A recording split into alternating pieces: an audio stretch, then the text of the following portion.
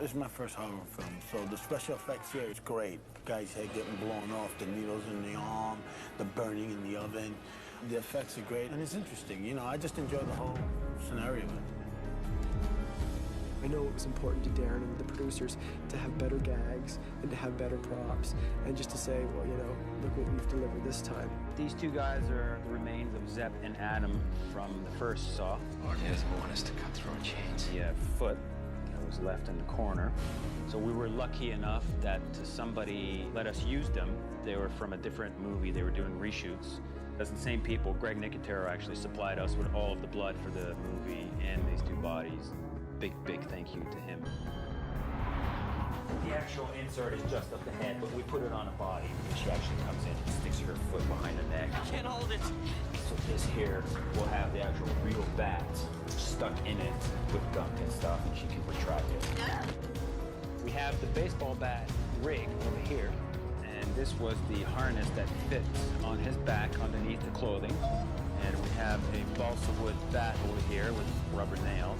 And the balsa wood is to keep this extremely light because it had to fit on this rig over here. We slipped this on, and we actually put your head forward a little bit, maybe. We actually adjusted it to his head. Okay, put your head back. And on the day, for the reveal, it was him with some blood on it, and the wardrobe would cover this.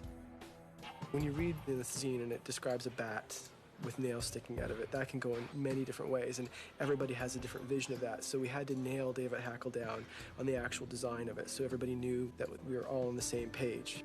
It's a hard wood. When you start driving nails into them, they'll just split. And then during the tests on the bat, we just realized that every time we hit it onto wood or onto a test piece of balsa wood, that the nails would just pop out of it. We started with the standard bat. This is actually a foam version that we had made.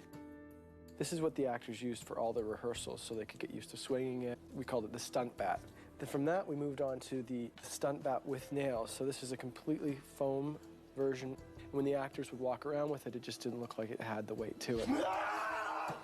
So we had to go to this version here, which is a real wooden bat with the rubber nails added into it. And as you can see, this one was used for one of the gags. This is the one Frankie carried most of the time. So when he was carrying it and walking around with it, if it just actually clipped him, it wouldn't actually rip his skin off. And pull it out. When you want to get choked down. Then we go to the actual wooden bat with the real nails. This is what we used just for mainly stunts. So we actually cracked about 2 or 3 bats before we got it right. And these are, I guess, about 5 of the 14 that we had built. I'm a tough guy, I guess, and so I often play these types of roles now because I'm severely limited as an actor. Gus getting shot in the eye, that was a little prosthetic. This is Xavier's neck piece when he gets his neck slashed.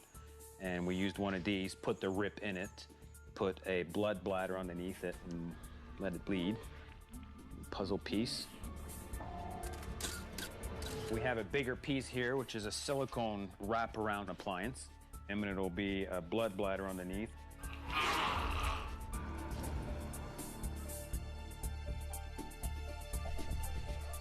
You know, there's a funny story of James being here the other day, and the puppet is now mechanical.